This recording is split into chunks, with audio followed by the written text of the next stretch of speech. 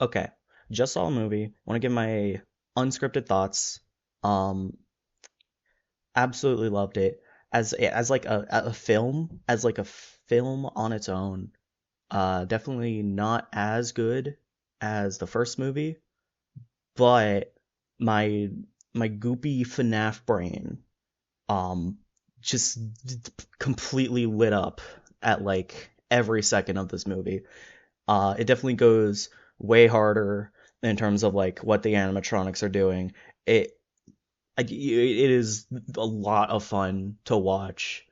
Um, I can definitely see why general audiences are not as thrilled as they were for the first movie. Um, I can I could definitely see why critics are like, well, I now critics are being very nasty about it. I feel like they're like some of the stuff they're saying are just like really weirdly like aggressive, but like I can see why critics don't like it is what I'm trying to say. Um that all being said, I have a few issues with it that I want to quickly outline. Number one, I'm a big fan of the withered animatronic designs. And I do like how they look in the movie. Um, they're not like as 100% accurate as maybe I would have liked, but they look really good. Like they look really, really good. But they're not in there that much. They have like they have a few minutes of like FNAF 2 gameplay that they cut to during like the big rampage. Mike's over there in the office, like fending off the wizards while trying to track the toys in the town. They're not there that much, but the scene is good. I do like seeing them a lot. Um,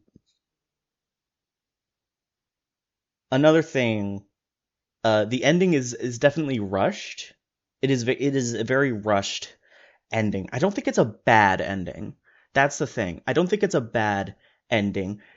I like what it does. It just does it too fast, you know? Like, I want. This is a spoiler review, so I can just say it. I wanted the, like, creepy, like, Abby puppet amalgamation to, like, do more, like, have more of a chase scene with that than what we got. And I think, um, having more of a proper battle between the toys would have been pretty cool. I mean, I like how they did it here. I like the I guess not so much a battle with the toys, but a battle with Michael because Michael is very much the like how William was in the last movie where like he has his introduction scene um and then he comes back as the villain in the finale. And I guess in that sense he's kind of underutilized. Um, but I feel like I still like his scenes like a lot. I really love Freddie Carter's like Michael Afton character. He does a great job with it.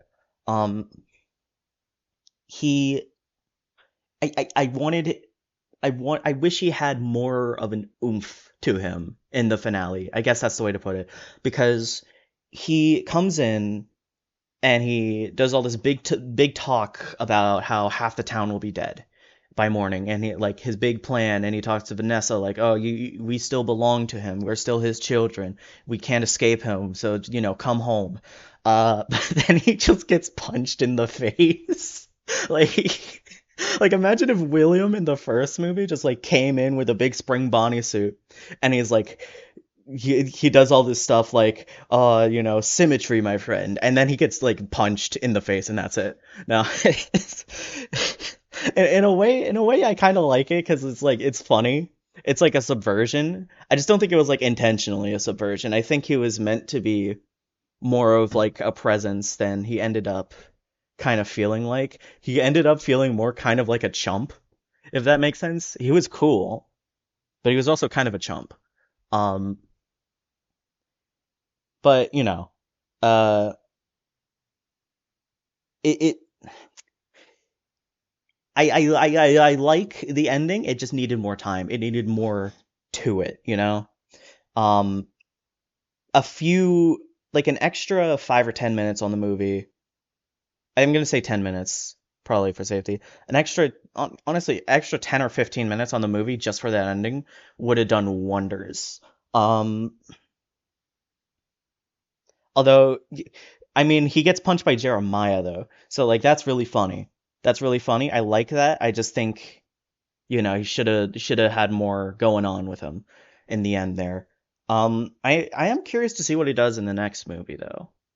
I think that was kind of the point, like, oh, here's all the pieces set up for the next one, which it's kind of a cop out, kind of a lame thing to be like, you watch this whole movie and then the ending is essentially set up for the next movie with a bit of payoff with the puppet being calmed by the music box. Like that was set up, that was paid off, whatever. But most of it is just set up. But they did kill Toy Bonnie, and that means I have to give this movie a 10 out of 10 because they killed Toy Bonnie. They killed him dead. Oh my goodness. What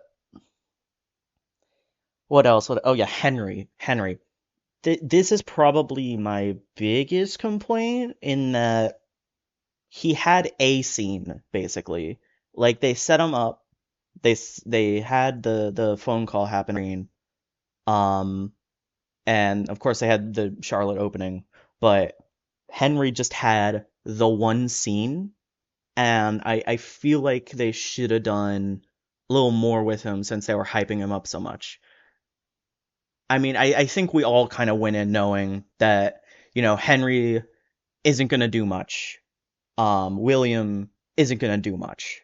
This is not their movie per se. This is just they're here and they're going to do things in three. And we all kind of knew that going in. I wish he had at least one extra scene. I wish he came in. I wish he went with Michael to his house to calm the puppet. I wish he got a moment with Charlie at the end there. Maybe that's coming in the third movie. I don't know, but I think that's like the big criticism I have.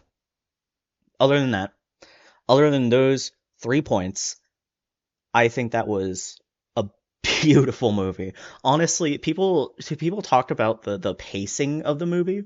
Um, and I guess I kind of see it. The main plot, the whole like animatronics going out into the world and killing people is it takes a minute to happen.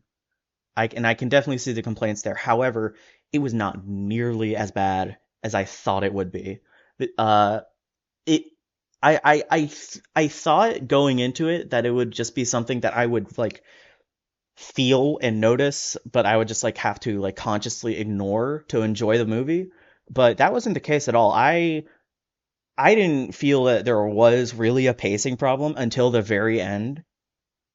Um, because even though it does take a second to happen, it feels kind of like it's like a big thing that happens. Like the animatronics break out, and then all this stuff starts happening, and it goes crazy, and it feels intentional that it goes crazy and fast.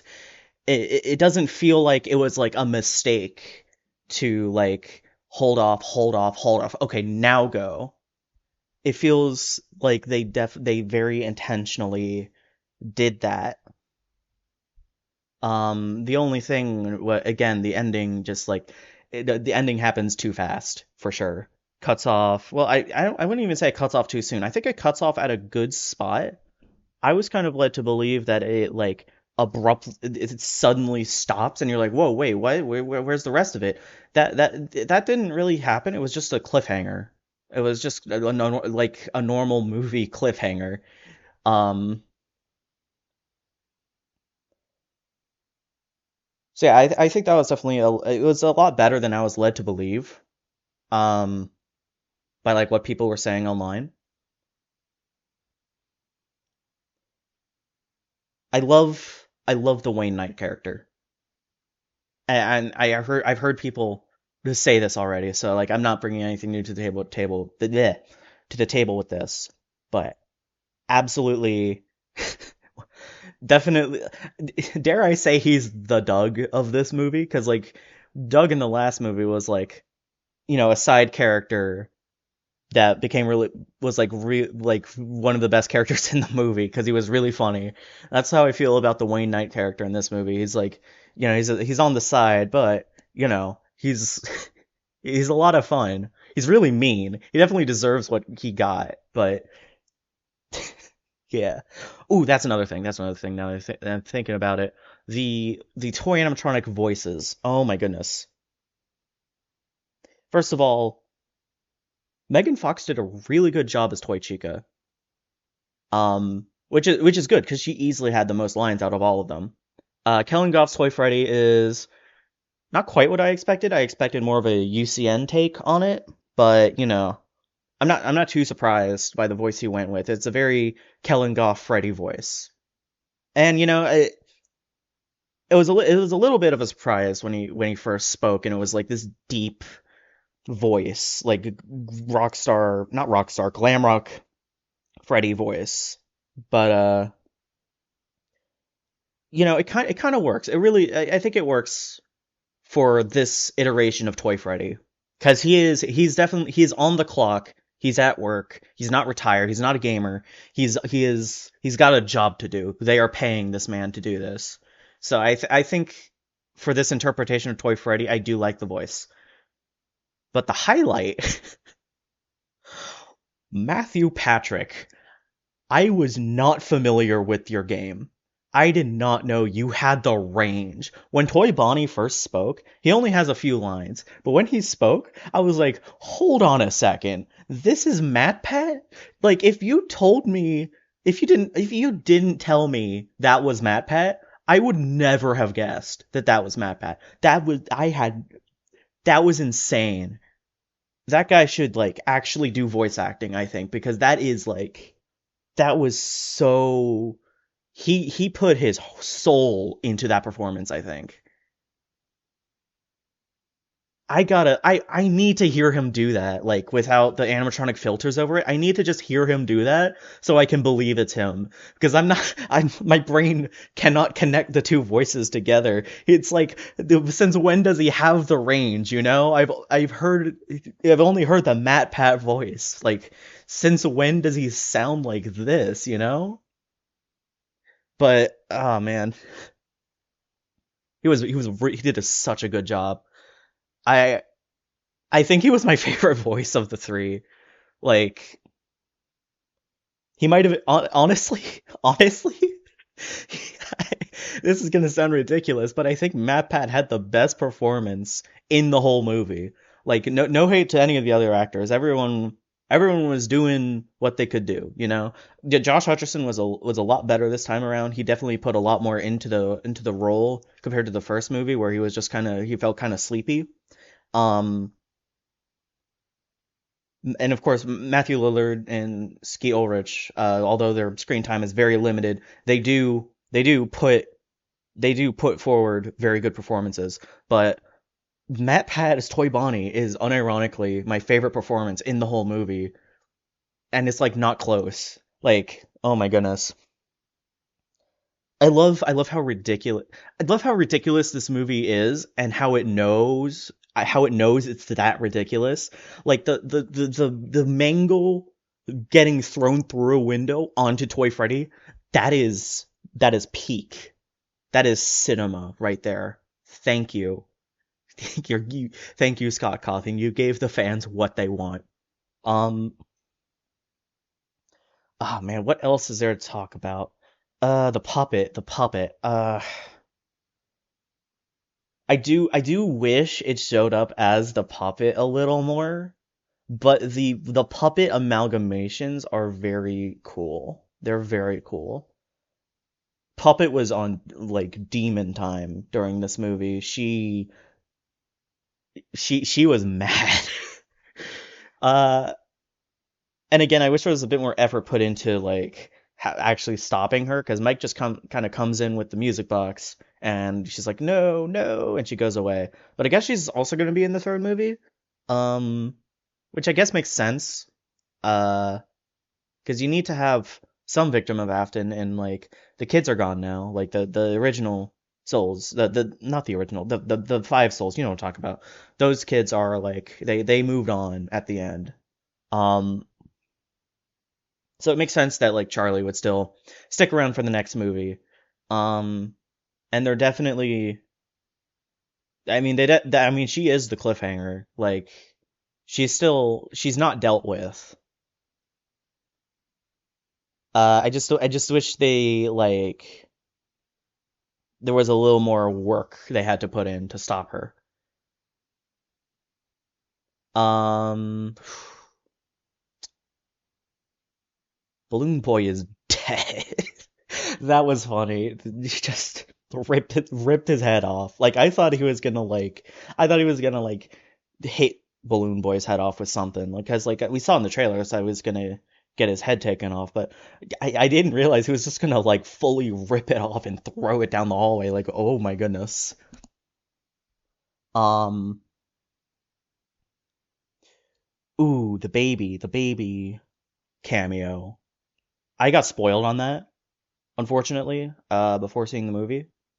I got spoiled on it a few times actually. I saw it like three times on my timeline. I was like, man, no one knows how to tag their spoilers.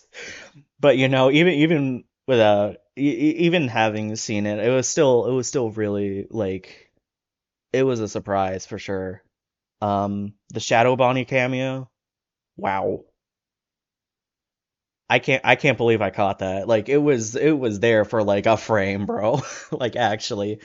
Uh no Shadow Freddy cameo, unfortunately. But I guess that makes some sense because he was in the first movie.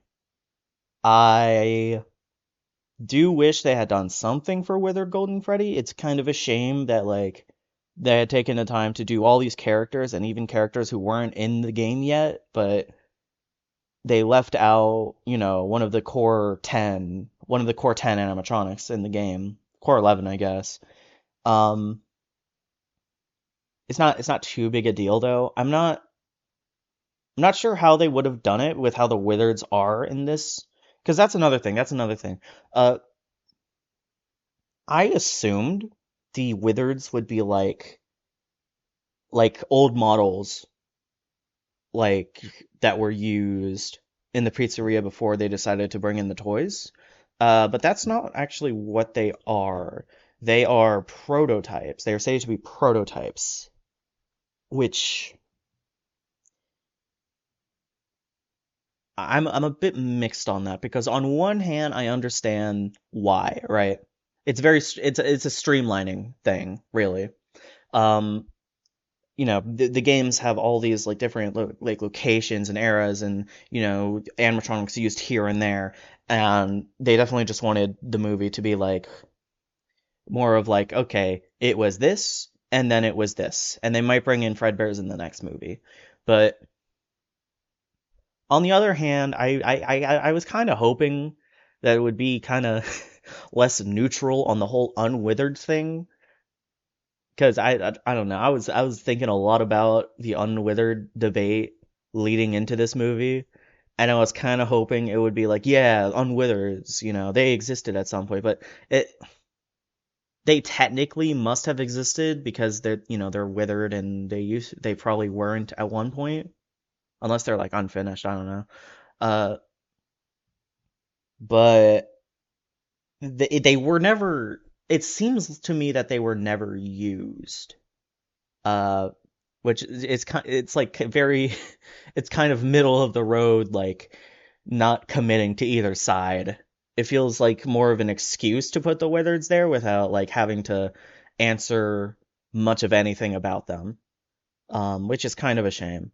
But they were still cool, and I understand they wanted to streamline stuff. So, you know, it's whatever. The Charlie scene at the beginning, that was pretty cool. I like that. The way they went about her death.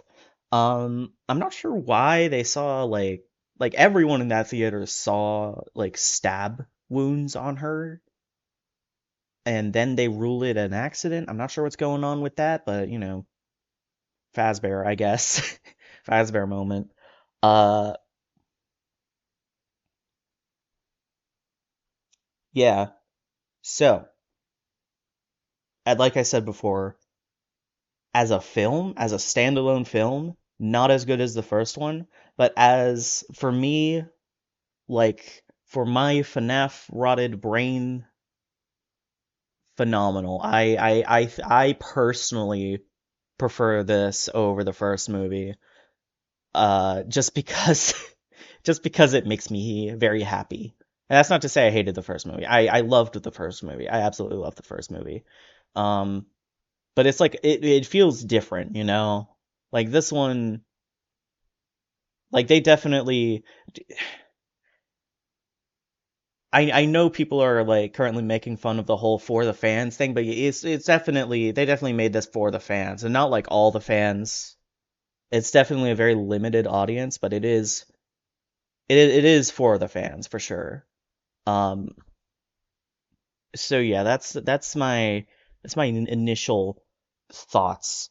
Why did my phone just okay? My phone just responded to that. I don't know what's up with that. Um, but those are my initial thoughts on that movie. Um, and I wish I could say more. I wish I could say more, but like that is all I can think to say right now. Uh, so yeah, very cool, very peak movie. Thank you. Oh my gosh, I can't believe I forgot. Okay. Before I end off, actually, I have to talk about. I cannot believe I forgot this. This is a separate recording that I'm making after the video. Not after recording all that other stuff. This is a separate recording now. I have to talk about that Freddy plush. That that was the funniest thing ever. The or. I can't believe they actually did that. That was awesome. Okay, that is all I had to say for real this time. Uh, yeah. Thanks for watching. See you some other time.